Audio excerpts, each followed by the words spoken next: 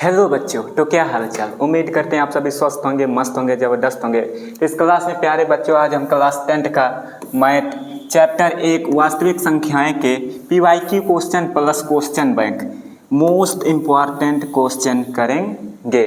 और ये हर एक सेट में क्वेश्चन जो है पूछा जाएगा, पूछा है और आगे पूछा जाएगा, ठीक है। और ये हर एक सेट में देख लेना, फंसेगा, ठीक। क्वेश्चन हम आपको दिखाते हैं कौन कौन से क्वेश्चन है। देखिए, जैसे ये हो गया, ये हो गया, ये हो गया, ये देखिए सभी क्वेश्चन जो है very very most important question है, ठीक है। सब क्वेश्चन पूछे जा चुके हैं बोर्ड एग्जाम में, आप सभी के बोर्ड एग्जाम में सब क्वेश्चन पूछे जा चुके हैं। देखिए रूट 3, रूट 2, 3+5+, ठीक। ये सब सारे क्वेश्चन जो हैं very very most important question हैं। तो देरी ना करते हुए आइए क्लास को स्टार्ट करते हैं। जैसे इसमें पहला क्वेश्चन क्या कह रहा है, 196 के अभाज्य गुणनखंडों में 2 की घात है। 196 के अभाज्य गुणनखंडों में 2 की घात है। तो 196 में क्या, 196 का पहले 196 का अभाज्य गुणनखंड करते हैं। कितना, 2 9 18 और 2 8 16, फिर काटेंगे 2 चौक 8, फिर 2 9 18, 7 7 49 और 7 1 7। यहाँ 2 कितना बार है, 2 बार, यानी 2 पे पावर 2। अधिकतम घात कितना आया, 2 है। ऑप्शन बी राइट आंसर, ठीक है। अगला देखते हैं। दूसरा क्या कह रहा है, 32 के अभाज्य गुणनखंडों में 2 की घात है। जैसे 196 का हम लोगों ने बताया, वैसे 32 का भी बताएंगे। तो 32 कितने बार में आएगा, 2 गुणे 2 गुणे 2 गुणे 2 गुणे 2, यानी कितना बार, 2 दूनी 4, 4 दूनी 8, 8 दूनी 16, 16 दूनी 32, कितना बार है, 2 पे पावर 5, घाट कितना है 5। ऑप्शन सी राइट आंसर, ठीक है। अगला देखते हैं। तीसरा क्या कह रहा है, यदि 14, 49 का महत्तम समापवर्तक HCF बराबर 60, तो 14, 49 का लघुत्तम समापवर्तक ज्ञात करना है। LCM हमको ज्ञात करना है। तो एक फार्मूला होता है, दो संख्याओं का गुणनफल किसके बराबर होता है, यानी पहली संख्या गुणे दूसरी संख्या। क्या होता है, A गुणे B बराबर क्या होता है, HCF गुणे LCM होता है। तो A का मान दिया है कितना, 14 दिया है, और B का मान दिया है 49, और HCF हमारा दिया हुआ है 7, और LCM ज्ञात करना है, ठीक। तो इसको काटेंगे 7 7 49, ठीक है, और मल्टीप्लाई कर देते हैं। LCM बराबर कितना आएगा, 7 चौक 28, 2 7 तिक्कन 7 2 9। LCM बराबर कितना आ गया, 98। ऑप्शन बी राइट आंसर, ठीक है। अगला देखते हैं। अगला क्या कह रहा है, यदि इतना का महत्तम समापवर्तक 13, तो लघुत्तम समापवर्तक बताइए। LCM ज्ञात करना है इसमें भी। लघुत्तम समापवर्तक का मतलब LCM और महत्तम समापवर्तक का मतलब HCF। तो फिर से वही फार्मूला लगेगा, यानी 26, यानी पहली संख्या गुणे दूसरी संख्या बराबर क्या होता है, A गुणे B बराबर क्या होता है, HCF गुणे LCM। तो A गुणे कितना दिया, A का मान 26 और B का मान कितना है 169, ये HCF कितना है 13, और LCM कितना है ज्ञात करना है, LCM ही ज्ञात करना है। तो इसको काटेंगे कितने बार, 13 दूनी 26, 2 से इसमें मल्टीप्लाई करते हैं, 2 9 18, 1 2 6 12, 13 3 हाथ से 1, 2 1 1 2 1 3। LCM बराबर कितना आ गया, 338, कितना आ गया, ऑप्शन सी राइट आंसर, ठीक है। अगला देखते हैं। अगला क्या कह रहा है, अगला क्या कह रहा है, यदि 65 और 117 के HCF को 65m - 117 के रूप में व्यक्त किया जा सके, तो यम का मान है किस रूप में, 65 - 117 के रूप में। सबसे पहले 65 और 117 का HCF ज्ञात करते हैं।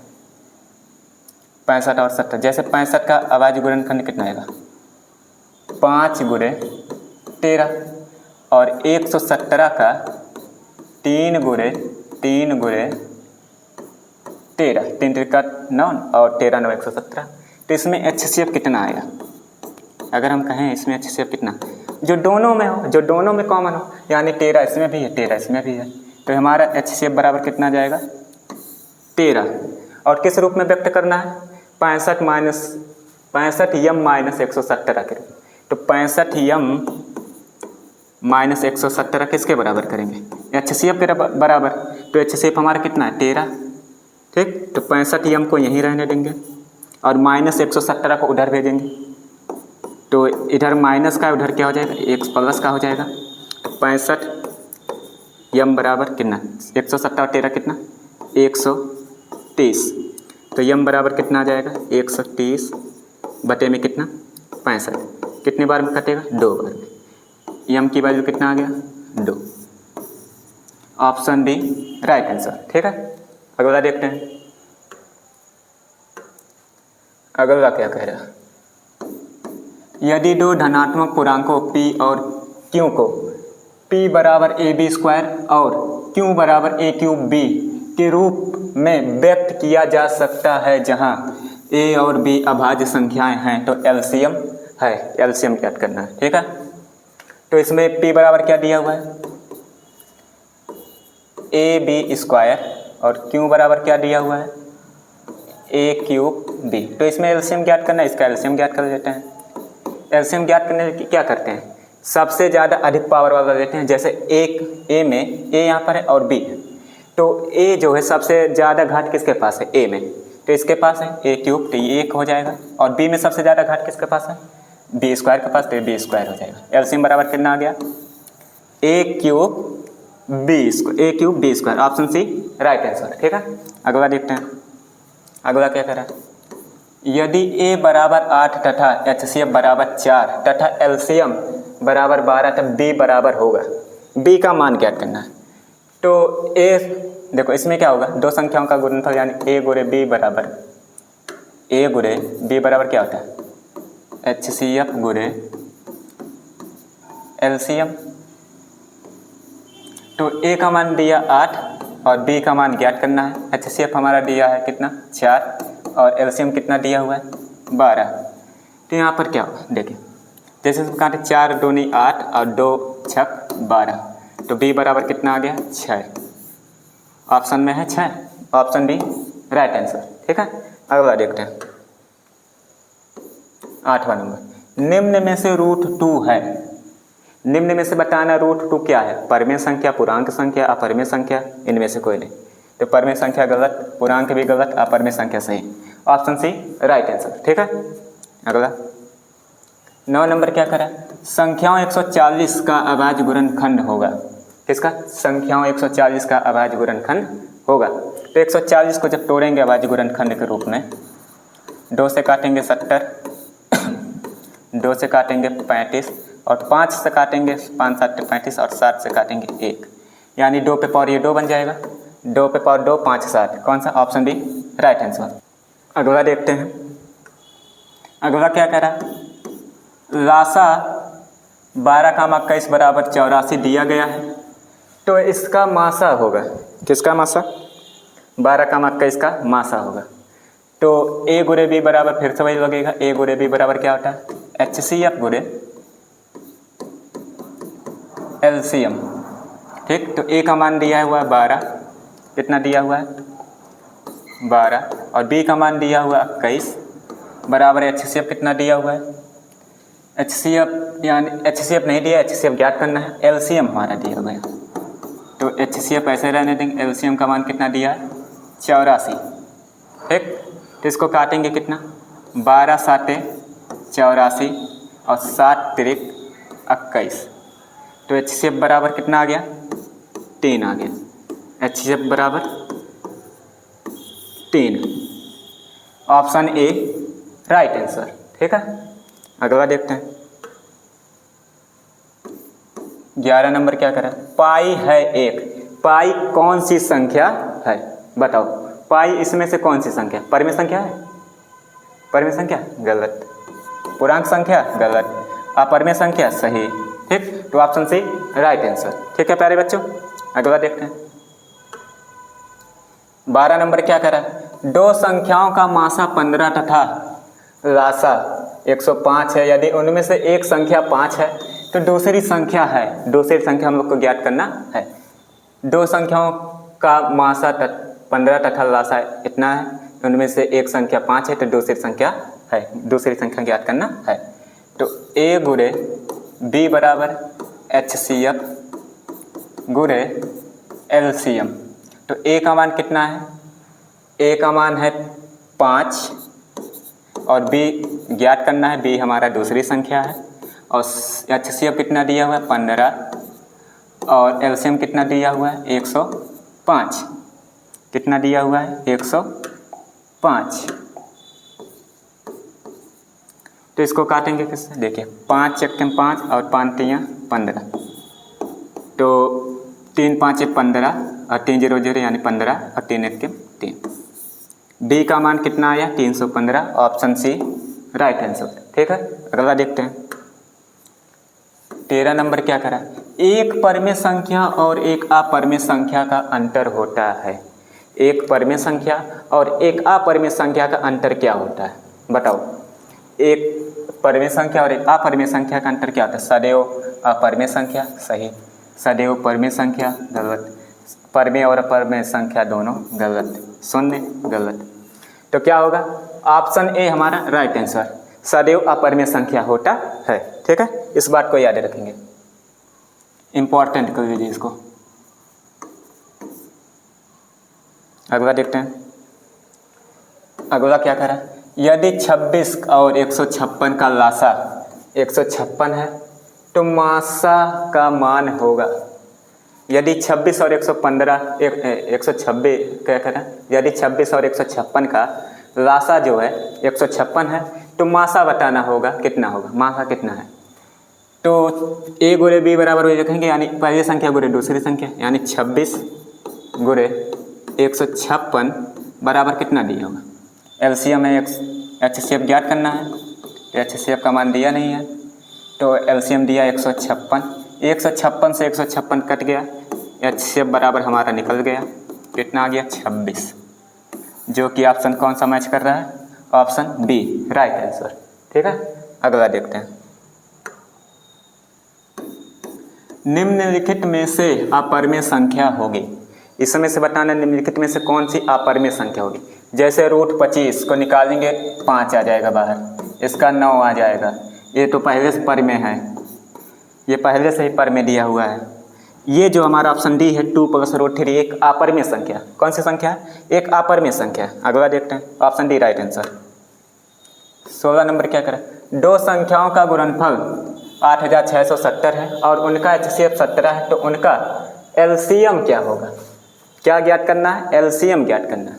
दो संख्याओं का गुणनफल दिया हुआ है, A गुणे B बराबर HCF गुणे LCM होता है। तो A गुणे B बराबर दिया हुआ ही है, कितना? 8670 बराबर HCF कितना दिया हुआ? 17। LCM हम लोगों को ज्ञात करना है। तो 17 5 85 और 17 1 17 और 1 0, तो LCM बराबर कितना निकल कर आया? 510। कितना है निकल कर? 510। Option D right answer. ठीक है, अगला 17 नंबर क्या कह रहा है? अभाज्य गुणनखंड विधि द्वारा 96 और 404 का HCF ज्ञात कीजिए और फिर उनका LCM ज्ञात कीजिए। क्या ज्ञात करना है? HCF और LCM ज्ञात करना है। ठीक है, तो 96 का अभाज्य गुणनखंड करते हैं। 2 से काटेंगे 48, फिर 2 से काटेंगे कितना? 24, फिर 2 से काटेंगे 12, फिर 2 से काटेंगे 6, फिर 2 से काटेंगे 3 और फिर 3 से काटेंगे तो 1। ऐसे ही 404 को करेंगे, कितना? 2 से काटें 202, फिर काटें 2 1 2 0 1 और 101 जो है 101 से ही कटेगा। ठीक, यहाँ तक हो गया। तो 96 का कितना है अभाज्य गुणनखंड? 2 कितना बार? 1 2 3 4 5, 2 पे पावर 5 लिख सकते हैं इसको, और 3 पे पावर 1, 1 लिखें या ना लिखें। और 404 का जो है 2 पे पावर 2 और 101। तो क्या ज्ञात करना है? HCF और LCM। तो HCF के लिए क्या होता है प्यारे बच्चों? जो दोनों में हो, जो दोनों में कॉमन है। जैसे हम कहें यहाँ पर 2 पे पावर 2 है और इसमें 2 पे पावर 5 है। अगर 2 पे पावर 2 कॉमन में इसमें से कॉमन आ सकता है और इसमें से भी कॉमन आ सकता है। तो यहाँ पर 2 पे कितना, 2 पे पावर 2 कॉमन हो जाएगा। 2 पे पावर 2 का मतलब क्या? 4। क्या हो जाएगा? 2 पे पावर 2 का मतलब 4। कितना हो जाएगा? 4। हमारे ये HCF आ गया। और LCM के लिए क्या करते हैं? देखते हैं सबसे अधिक घात संख्या। जैसे 2 में 2 यहाँ पर है और यहाँ पर है, सबसे ज़्यादा घात कहाँ पर है? 2 में सबसे ज़्यादा पावर और घात कहाँ पर है? सबसे ज़्यादा। तो 2 पे पावर 5 होगा, तो इसको ले लेंगे, सबसे अधिकतम घात लेते हैं, अधिकतम घात वाला। ठीक है, तो ये हो गया। 3 सबसे ज़्यादा किसके पास है? अधिकतम घात वाला, इसी के पास है, 96 के पास। तो एक 3 आ जाएगा। अरे 2 पे पावर 5 लिखना था यहाँ, और 10 यहाँ पर हो जाएगा। और क्या? 101 भी हो जाएगा। तो हमारा कितना आ जाएगा? 2 पे पावर 5 का मतलब कितना हो जाएगा? 32। कितना हो जाएगा? 32। एक मिनट देख लेते हैं। 2 पे पावर 2 का मतलब कितना? 2 दूनी 4, 4 दूनी 8, 16, 16 32। ठीक, 32 गुणे 3, 32 3 96, और 96 में 101 में 96 का मल्टीप्लाई करेंगे हम लोग। ठीक,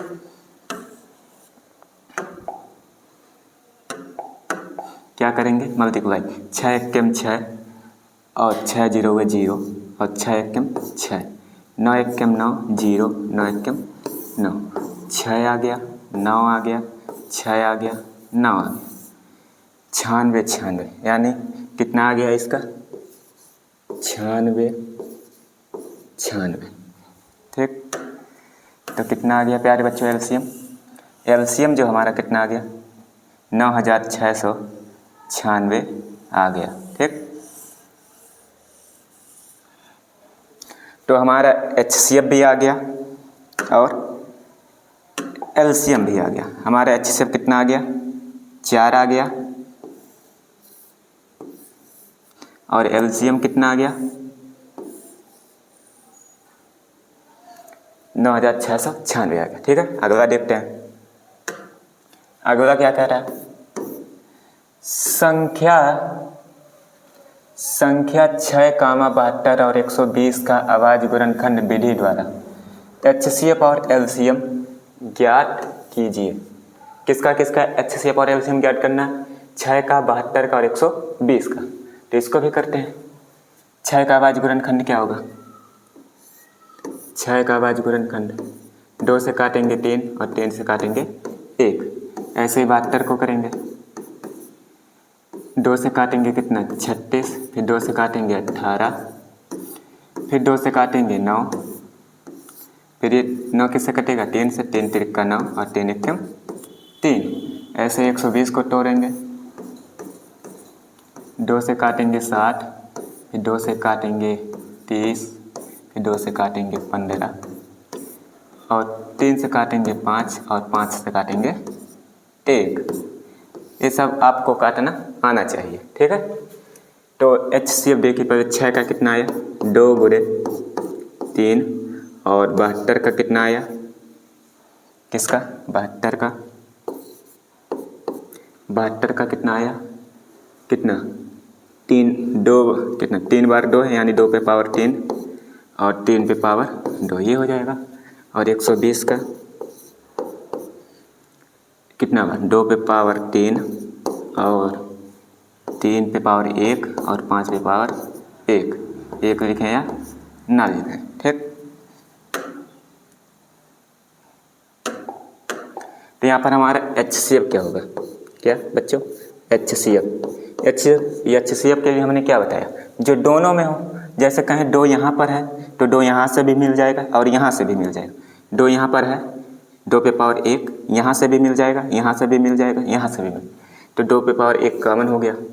और यहाँ पर देखें 3 भी कॉमन, 3 यहाँ पर भी है, 3 यहाँ पर भी है, 3 यहाँ पर भी, तो 3 पे पावर 1 कॉमन यहाँ से और यहाँ से भी कॉमन ले लेते हैं। ठीक, अगर 5 की बात करें तो 5 सिर्फ ये 120 में ही है, बाकी दोनों में नहीं है। तीनों में होगा तब ले सकते थे, इसलिए इसको नहीं लें। तो एचसीएफ कितना आ गया 6। और एलसीएम के लिए क्या करते हैं, सबसे अधिकतम घात देते हैं, सबसे अधिक वाला पावर। जैसे 2 में सबसे अधिक पावर किसके पास है, 2 पे पावर 3 यहाँ पर है और 2 पे पावर 3 यहाँ पर है, दोनों में से चाहे जो एक ले लेंगे। ठीक है, तो 2 पे पावर 3, फिर उसके बाद 3 सबसे ज़्यादा किसके पास है, 3 पे पावर 2 है, तो 3 पे पावर 2, फिर 5 किससे सबसे ज़्यादा किसके पास है, इसी के पास है। तो प्यारे बच्चों 2 पे पावर 3 का मतलब कितना 8, और 3 का स्क्वायर 9 और 5, कितने प्यारे बच्चों 5। तो 8 9 72 और 72 5 कितना होता है 5 दूनी 10, 5 7 35 से 36, 360। ठीक, तो हमारा एचसीएफ आ गया 6 और एलसीएम आ गया 360। ठीक, अगला करते हैं, इसका क्या है 867 तथा 225 का लासा तथा मासा ज्ञात कीजिए। 867 तथा 225 का लासा तथा मासा ज्ञात कीजिए। इसको भी करते हैं, 867 को काटते हैं। 867 किससे कटेगा, 8 से 14, 8 से 14 7 21, 3 से कटेगा। 3 दूनी 6 और कितना बच्चा 2 बचा, तो 3 8 24, फिर 2 बचा, 3 9 27। अब 289 किससे कटेगा, 17 से कटेगा। 17 से काटेंगे कितना, 17 17 में कितना 289, 17 का स्क्वायर ही होता है 289। ठीक, तो फिर 17 से काटेंगे 1। ठीक, फिर इसे ही 225 को जब काटेंगे कितना, 225 को अभाज्य गुणनखंड के रूप में तोड़ेंगे तो किससे कटेगा, 5 2 7 दोनों यहाँ 3 से कटेगा। 3 7 21 और 3 5 15, अब भी 3 से कटेगा। 3 दूनी 6 और 3 5 15, और यहाँ से 5 से कटेगा, 5 5 25, फिर और 5 1 5। ठीक, तो यहाँ पर 867 का अभाज्य गुणनखंड कितना है, 3 गुणे 17 पे पावर 2, क्योंकि 17 2 बार है। ठीक है, ये हो गया। फिर 225 का करेंगे जब, कितना है 3 2 बार है, 3 पे पावर 2 और 5 2 बार है, 5 पे पावर 2। तो एचसीएफ के लिए क्या करते हैं प्यारे बच्चों, तो एचसीएफ के लिए जो दोनों में हो, जैसे 3 यहाँ पर है तो 3 इसमें भी है, यानी दोनों में से 3 कॉमन ले सकते हैं कि नहीं, तो 3 कॉमन हो जाएगा। ठीक, इसमें 17 लेकिन इसमें 17 नहीं, इसमें 5 है इसमें 5 नहीं है, इसलिए एचसीएफ हमारा कितना आ गया 3 आ गया। और एलसीएम के लिए क्या करते हैं, सबसे ज़्यादा 3 में देखेंगे सबसे अधिक संख्या किसके पास, सबसे अधिक पावर, तो 3 में देखेंगे सबसे अधिक पावर इसी के पास है, 3 पे पावर 2, तो ये ले लेंगे। और 17 का स्क्वायर है, इसको ले लेंगे, उसी के पास है ही है, और 5 का स्क्वायर ले लेंगे। ठीक है, तो कितना आएगा प्यारे बच्चों, 3 का स्क्वायर का मतलब कितना 9, और 17 का स्क्वायर का मतलब 289, और 5 का स्क्वायर का मतलब 25। ठीक, इसका देखते हैं कितना आएगा, मल्टीप्लाई करते हैं। 289 में 9 का मल्टीप्लाई करते हैं, 9 9 81, यहाँ से 8, 9 9 8 72, और 72 8 80, 80 का 0 यहाँ से 8, और 9 2 18, 18 8 26। और किससे मल्टीप्लाई करेंगे, अभी 25 से करेंगे। किससे मल्टीप्लाई करेंगे, 25 से करेंगे। तो 5 1 5, 0 5 6 30, 0 5 2 10, और 10 3 13, 2 1 2, 2 0 0, 2 6 12, 1 2 2 4 5। तो इसका कितना होगा 5 2 0 5 6, कितना आया 65 0 25। कितना 65,025, इकाई 2.5 10 65,025। ठीक, ये भी हो गया। हमारा एचसीएफ आ गया 3 और एचसीएफ आ गया 3 और एलसीएम आ गया 65,025। ठीक है, अगला देखते हैं। अगला क्या है, जांच कीजिए कि क्या किसी प्राकृतिक संख्या n के लिए 6 पे पावर n अंक 0 पर समाप्त हो सकती है। Important question. ठीक है, जांच कीजिए कि क्या किसी प्राकृतिक संख्या n के लिए संख्या 6 पे पावर n अंक 0 पर समाप्त हो सकती है। तो इसको क्या करेंगे, जैसे इसमें ये कह रहा है कि 6 पे पावर n का मतलब 6 पे पावर जो n है वो भी n कैसा होना चाहिए, प्राकृतिक संख्या। तो n अगर मान लो 1 रखें तो 6 पे पावर 1 का मतलब 6 और 6 पे पावर 2 का मतलब कितना 36 और 6 पे पावर 3 का मतलब तो कितना होगा 216। क्या ये 0 पर समाप्त हो रहा है? अगर देखेंगे क्या ये 0 पर समाप्त हो रहा है? नहीं। तो किस 6 पे पावर n के किसी भी मान के लिए 0 पर समाप्त नहीं हो सकती।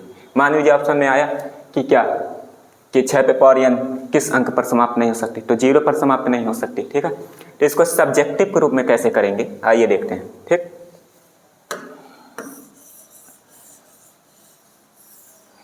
तो इसमें लिखेंगे हम लोग, क्या लिखेंगे देखते हैं। देखिए इसमें लिखेंगे 6 पे पावर n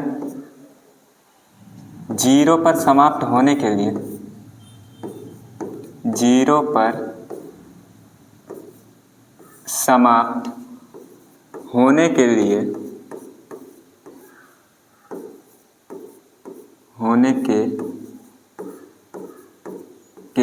उसके अभाज्य गुणनखंडों में उसके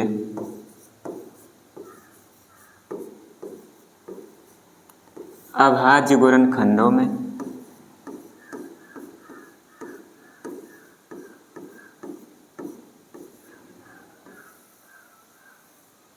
अभाज्य गुणनखंडों में 2 तथा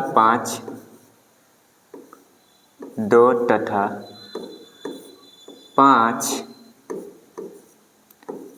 अनिवार्य रूप से 2 तथा 5 अनिवार्य रूप से होना चाहिए, अनिवार्य रूप से होना चाहिए। राइटिंग पर मत जाइएगा प्यारे बच्चों। ठीक है, इसमें अभी लिखने का प्रैक्टिस बना रहे हैं। ठीक, तो 6 पे पावर n अंक किस पे 6 पे पावर n जो अंक होगा 0 पर समाप्त होने के लिए उसके अभाज्य गुणनखंडों में 2 तथा 5 अनिवार्य रूप से होना चाहिए। या तो 2 तथा 5 दोनों होना चाहिए, केवल 2 से काम नहीं चलेगा, ना केवल 5 से ही काम ना चलेगा। ठीक है, 2 तथा 5 रहेगा तभी वो 0 पर समाप्त होगा। तो इसमें देखेंगे 6 पे पावर n कहाँ गया, 6 पे पावर जो हमारा n है इसको जब तोड़ेंगे अभाज्य गुणनखंड को तो 2 गुणे 3 2 तो मिला, लेकिन क्या 5 मिला? नहीं मिला। तो इसको क्या करेंगे 2 पे पावर n, इसको ऐसे भी तोड़ सकते हैं 10 पे पावर n। 2 तो मिल गया, लेकिन क्या 5 मिला? अगर ये 3 के दर पे 5 होता 3 के स्थान पर तो हमारा 0 पर समाप्त हो सकता, लेकिन यहाँ पर 5 उपस्थित नहीं है। ठीक है, तो यही लिखेंगे, क्योंकि 6 पे पावर n के अभाज्य गुणनखंडों में 6 पे पावर n के अभाज्य गुणनखंडों में अभाज्य गुणनखंडों में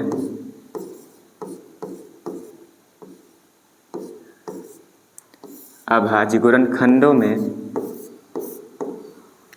5 उपस्थित नहीं है। क्या नहीं उपस्थित है? 5 उपस्थित नहीं है।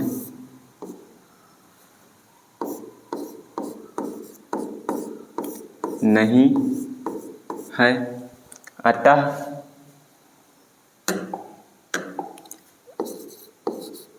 अतः 6 पे पावर n के किसी भी मान के लिए यानी कि किसी भी मान के लिए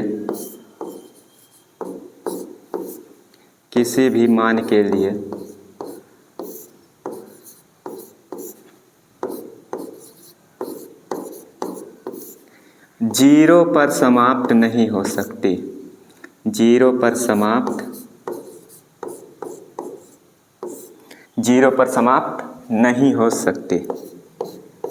0 पर समाप्त क्या नहीं हो सकती? 0 पर समाप्त नहीं हो सकती। ठीक, तो इसका फाइनल आंसर हो गया प्यारे बच्चों। हमको ऐसे सब्जेक्टिव के रूप में लिख देना, एक भी नंबर नहीं कटेगा। ठीक है, तो क्या ये भी हो गया, 20वां नंबर भी। अगला देखते हैं, जैसे इसमें 6 पे पावर n था। ठीक है, जैसे अगला क्वेश्चन क्या कह रहा है, जांच कीजिए कि क्या किसी प्राकृतिक संख्या n के लिए संख्या 4 पे पावर n अंक 0 पर समाप्त हो सकती है। जैसे हमने यहाँ पर क्या आया, 4 पे पावर n आया, उसमें क्या था, उसमें था क्या, 6 पे पावर n था, तो 6 के स्थान पर सिर्फ 4 आ गया। ठीक है, सेम टू सेम ऐसे करेंगे फोटो कॉपी, सिर्फ इसी में क्या, यहाँ पर 2 गुणे 3 लिखा, तो वहाँ पर 2 गुणे 2 लिखो पावर n, बस ऐसे ही करना, बाकी सेम चीज़ लिखना है। ठीक है, तो इसको भी आप लोग कर लीजिएगा, इसको हम होमवर्क दे रहे हैं। ठीक है, इसको हम होमवर्क दे रहे हैं, इसको एक बार आप लोग घर पे कीजिएगा।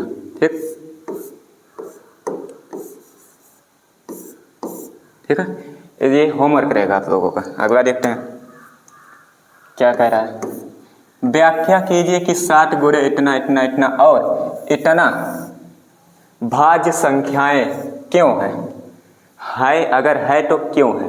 ठीक है, तो आइए देखते हैं, जैसे क्या दिया, 7 गुणे 11 गुणे 13 प्लस 13। इसमें क्या करेंगे, कॉमन लेंगे। क्या करेंगे, कॉमन लेंगे। क्या करेंगे, कॉमन लेंगे।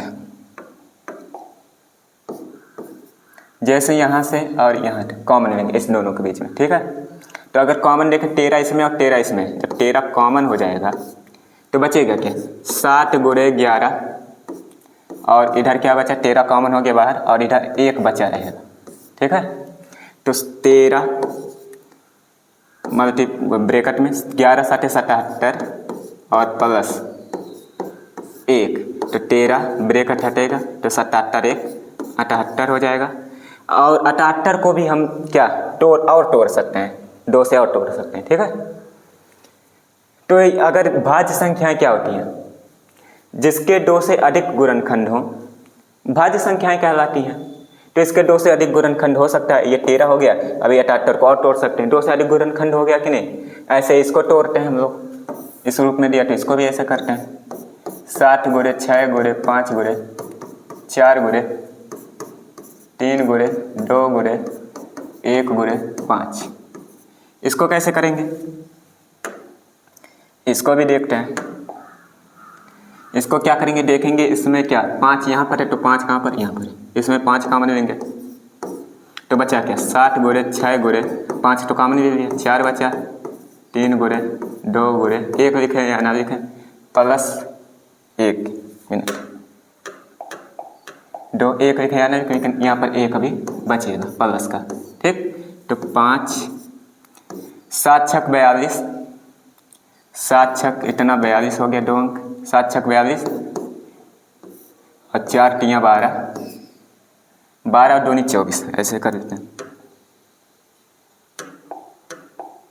4 तियाँ 12 और 12 दूनी 24 और प्लस का 1, तो 5 42 और 24 का गुणा करते हैं, 4 दूनी 8 और 4 चौक का 16, 2 दूनी 4 2 चौक 8, 8 हो गया, 6 4 10, 8 1 9 1 10, 1008 प्लस अभी 1 बचा हुआ है, तो 5 जब ये हटेगा कितना आएगा, जब इसको जोड़ देते हैं 1009। ठीक, तो क्या बचा, 5 गुणे कितना 1009। 1000 जैसे 5 को इतना हो गया, 1009 को और हम तोड़ सकते हैं, ठीक है। तो इसके भी 2 से अधिक गुणनखंड हुए, इसके भी 2 से अधिक गुणनखंड हुए, अतः ये कौन सी संख्या है? भाज्य संख्या है। तो यहाँ पर लिखेंगे क्या? चूंकि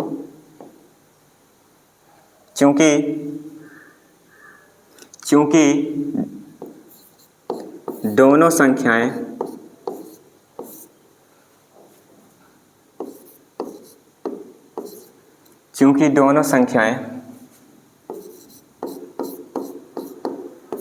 दोनों संख्याओं को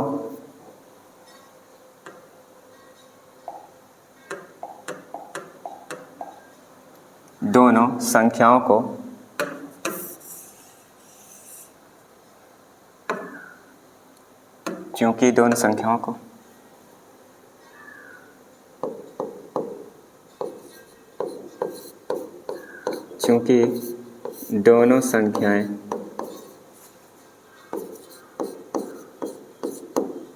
दोनों संख्याएं 2 या 2 से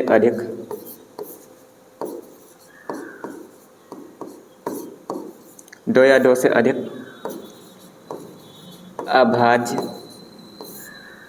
अभाज्य संख्याओं के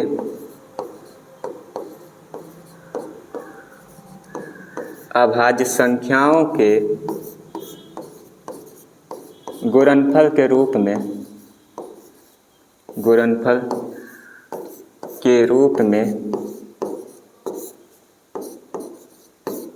लिखा जा सकता है। लिखा जा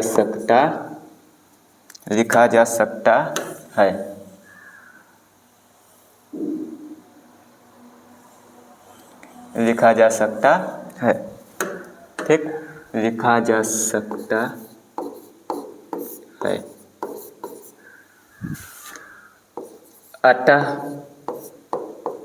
अतः दोनों कैसी संख्या हैं? अतः दोनों भाज्य संख्याएं हैं।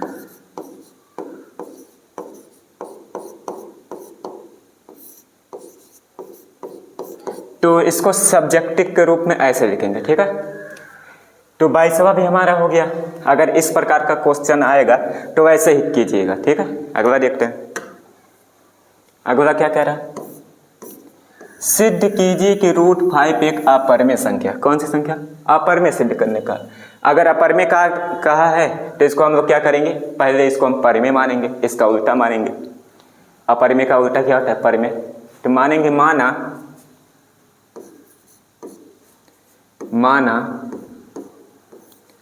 √5 एक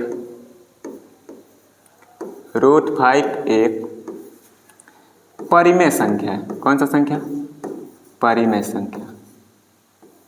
√5 एक परिमेय संख्या है। अगर माने √5 एक परिमेय संख्या है तो जो हमारा √5 होगा वो किसके बराबर होगा? p/q के बराबर होगा कि नहीं? और q कैसा होना चाहिए? q जो हमारा है कैसा होना चाहिए? q ≠ 0। और क्या? p और q कैसा होना चाहिए? जहाँ p और q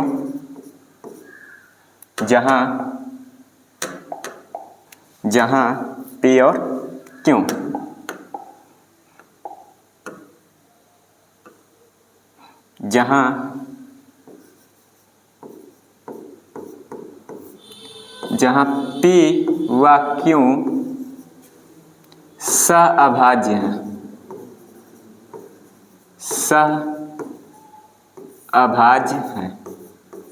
सहअभाज्य क्या मतलब क्या?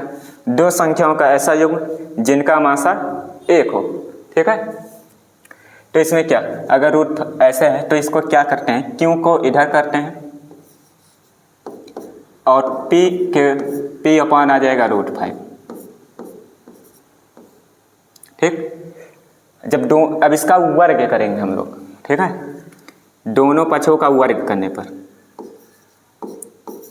दोनों पक्षों का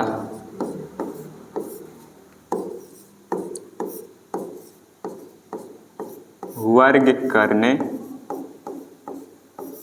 पर वर्ग करेंगे तो क्या होगा, क्यू स्क्वायर ये हो जाएगा और ये पी स्क्वायर हो जाएगा और √5 का स्क्वायर कितना हो जाएगा, 5 ही होगा। ठीक, अब क्या लिखेंगे, लिखेंगे चूंकि क्यू हमारा जो है एक पूर्णांक है, क्यू पूर्णांक है कि नहीं, क्यू एक पूर्णांक है। क्या है, क्यू एक पूर्णांक है। चूंकि क्यू स्क्वायर भी एक पूर्णांक है, क्यू स्क्वायर भी एक कैसा है, क्यू स्क्वायर भी एक पूर्णांक है।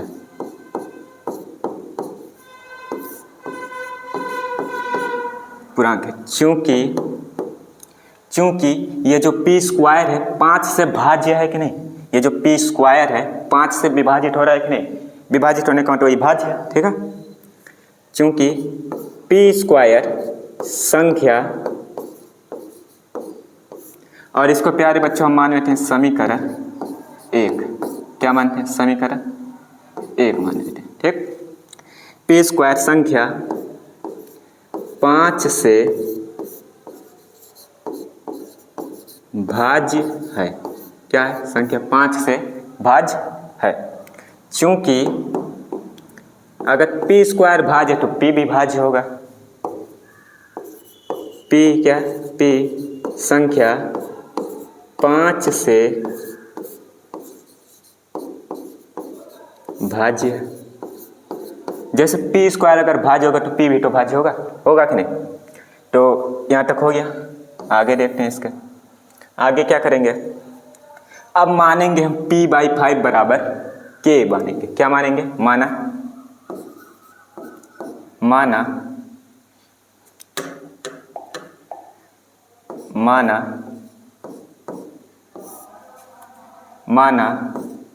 p/5 बराबर k1। क्या मानेंगे, k1, जहाँ k1 क्या है, k1 जो हमारा है पूर्णांक है। कैसा है, पूर्णांक है।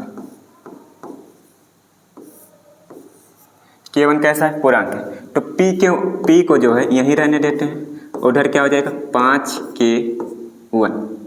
ठीक, और इसी को मान लेते हैं हम लोग समीकरण 2।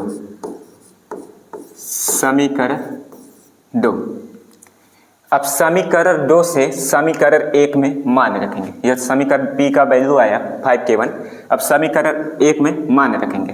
तो समीकरण 2 से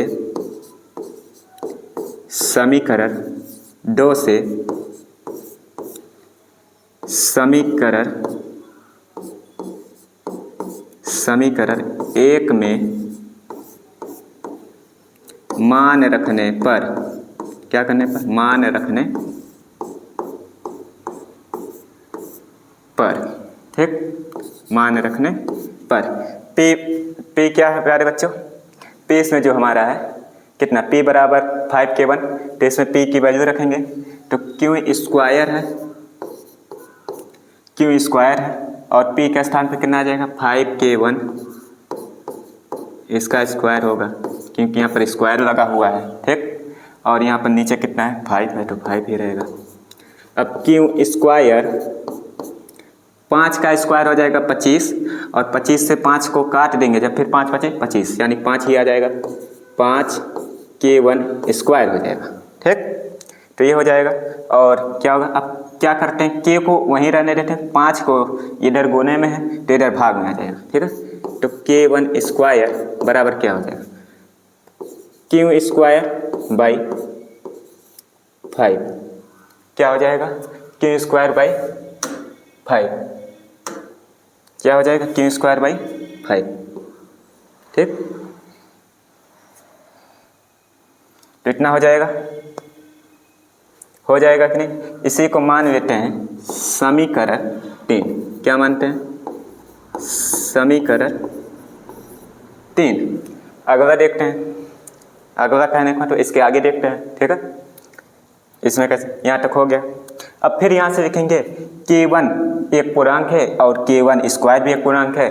फिर अगला लिखेंगे, जैसे इसमें 4 टाइप लिखे हैं, कि Q1 ऐसे इसमें लिखेंगे क्या, K1 स्क्वायर, K1 एक पूर्णांक है और चूंकि K1 स्क्वायर भी एक पूर्णांक है और चूंकि Q स्क्वायर संख्या 5 से भाज्य है और Q भी संख्या 5 से भाज्य है। ठीक है, तो देखते हैं इसको कैसे करेंगे। देखिए तो लिखेंगे चूंकि, क्या लिखेंगे,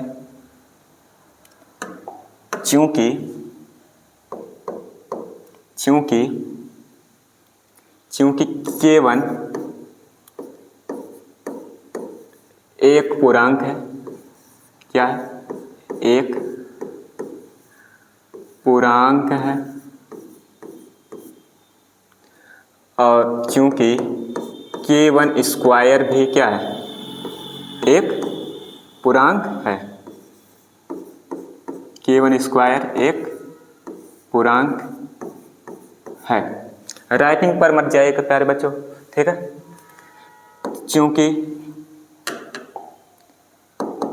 चूंकि उसमें क्या था, चूंकि अब क्या विभाजित है, Q स्क्वायर संख्या 5 से भाज्य है, Q स्क्वायर संख्या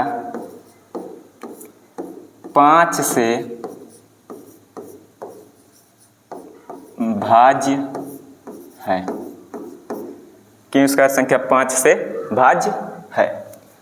तो अगर Q स्क्वायर भाज्य तो Q भी भाज्य होगा ना, तो Q संख्या 5 से भाज्य होगा, है या होगा, ठीक। तो क्या करेंगे अब, देखिए अब इसमें हमारा हो गया। अब क्या करेंगे, Q/5 बराबर मानेंगे K2, ये जो हमारा Q स्क्वायर बाई 5 है, जैसे यहाँ पर हमने क्या माना था, P स्क्वायर बाई 5 था तो P/5 बराबर K1 माना था, ऐसे यहाँ पर Q/5 बराबर मानेंगे K2, ठीक है। तो माना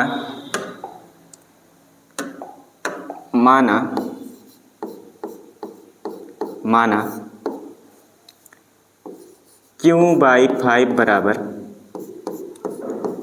K2, जहाँ K2 क्या है, K2 भी हमारा क्या है, पूर्णांक है, ठीक है, क्या है, पूर्णांक है।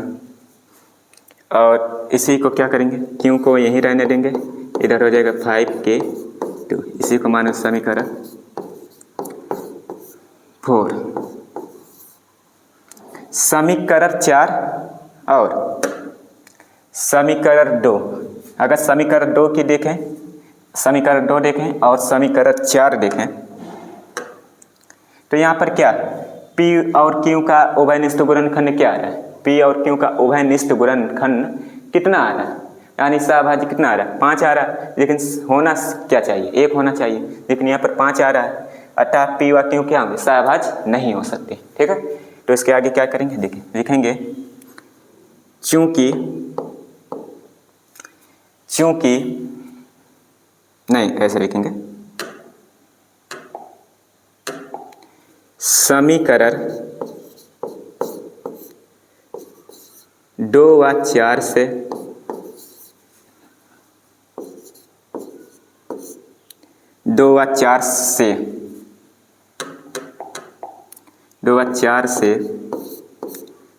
यह स्पष्ट होता है कि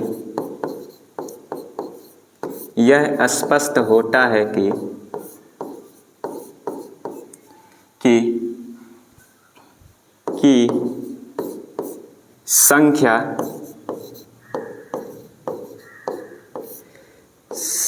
5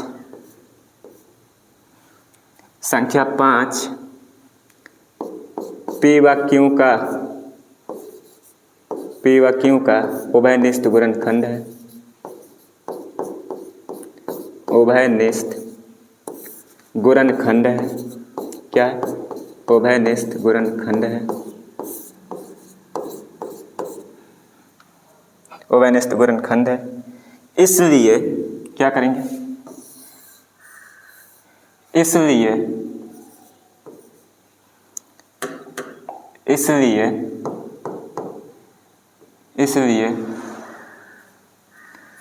संख्या, इसलिए क्या होगा, इसलिए P व Q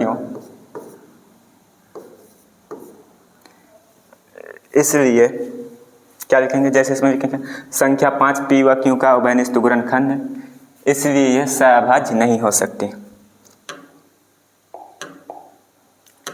इसलिए यह सहअभाज्य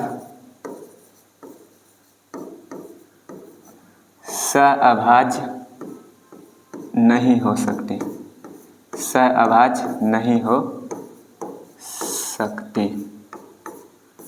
ठीक, इसलिए यह हमारी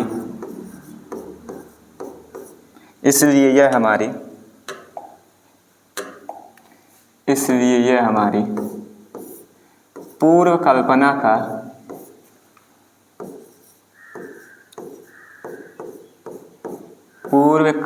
का विरोधाभास है। क्या है?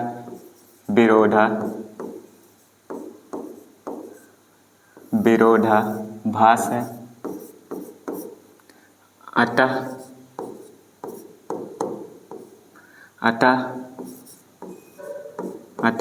अतः हमारी पूर्व कल्पना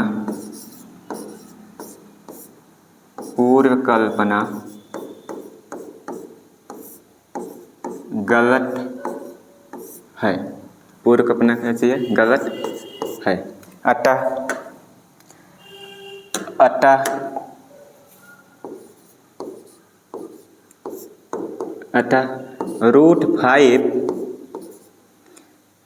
√5 एक अपरिमेय संख्या है। अतः √5 एक अपरिमेय संख्या है।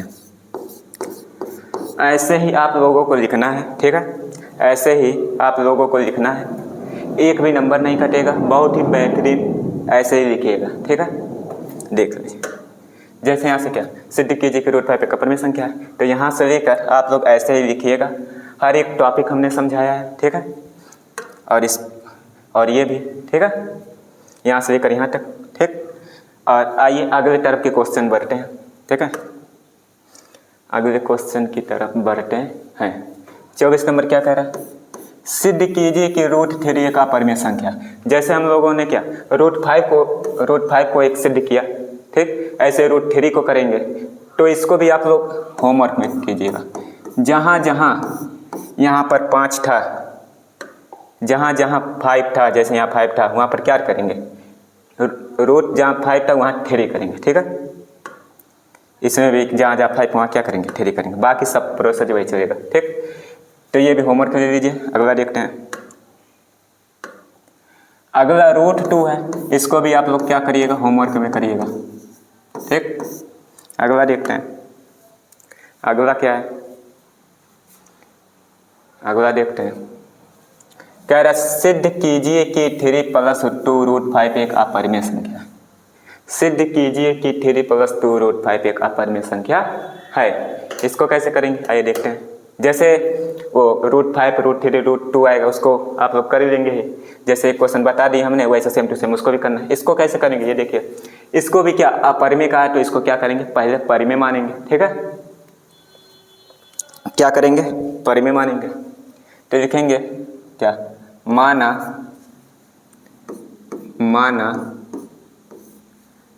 3 + 2 √5 एक परिमेय संख्या। कौन सा संख्या? एक परिमेय संख्या है। टाइम लगेगा प्यारे बच्चों, लेकिन यह है कि एक बार देख लेंगे तो दोबारा देखने की जरूरत नहीं रहेगी। ठीक है, माना 3 + 2 √5 एक परिमेय संख्या है। अगर मान ली है तो क्या करेंगे?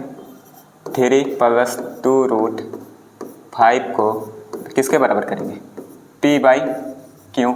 फिर वही लिखेंगे, Q कैसा होना चाहिए? ≠ 0। और P और Q कैसा होना चाहिए? P व Q सहअभाज्य होना चाहिए। क्या होना चाहिए? सहअभाज्य। जहाँ P और Q सहअभाज्य हैं। जहाँ P और Q कैसा होना चाहिए, सहअभाज्य होना चाहिए। ठीक है, तो इसका क्या करेंगे, 2√5 को यहीं रहने देंगे, ठीक, और 3 को उधर भेजेंगे, तो P/Q - 3, तो 2√5 यहीं रहेगा। इसका एलसीएम ले लेते हैं, एक नीचे एक लगाकर, तो क्या सीधे मल्टीप्लाई करते हैं तिरछा, P - 3Q और हो जाएगा क्या, नीचे में Q, और 2 को भी नीचे भेज देते हैं, तो √5 बराबर क्या हो जाएगा, लिखेंगे क्या, P - 3Q अपान में 2Q। इसी को मान लेते हैं समीकरण 2, समीकरण 1, पहले 1 तो माने ना। ठीक, अगला देखते हैं इसके आगे। तो अब क्या करेंगे, लिखेंगे चूंकि Q एक पूर्णांक है, Q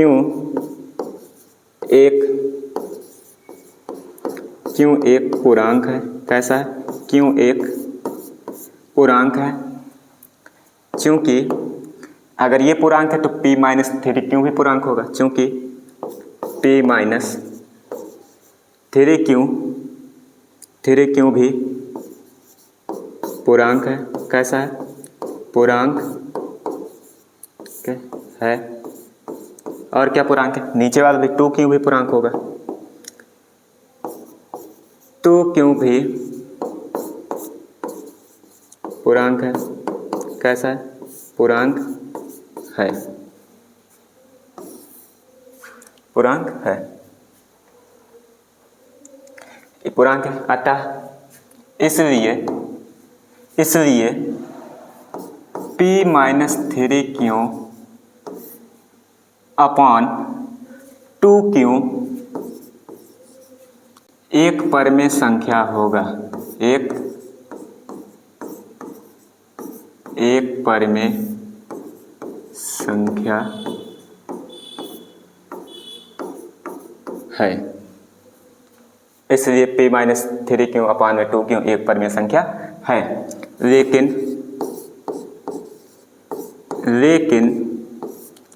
समीकरण 1 से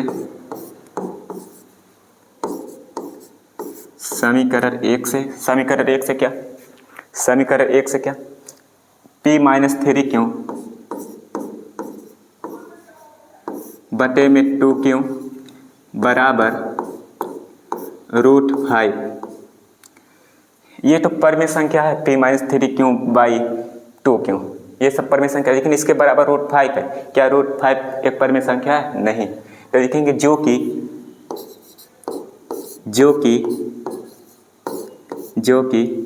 आप एक क्या है, जो कि एक अपरमेय संख्या है, जो कि एक क्या है, जो कि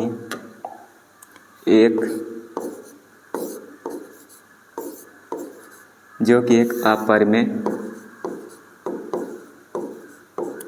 अपरमेय संख्या है। इसलिए हमारी पूर्व कल्पना का विरोधाभास है,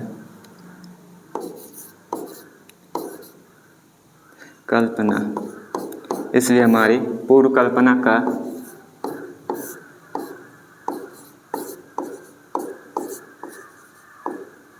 विरोधाभास है। क्या है,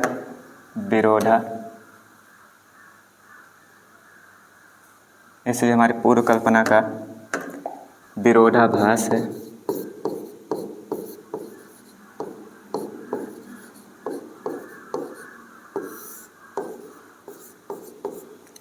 अतः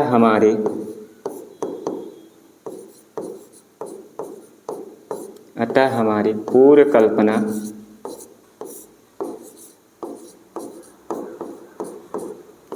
गलत है, कैसा है, पूर्व कल्पना गलत है।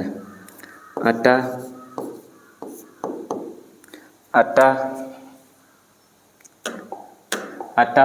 3 + 2√5 एक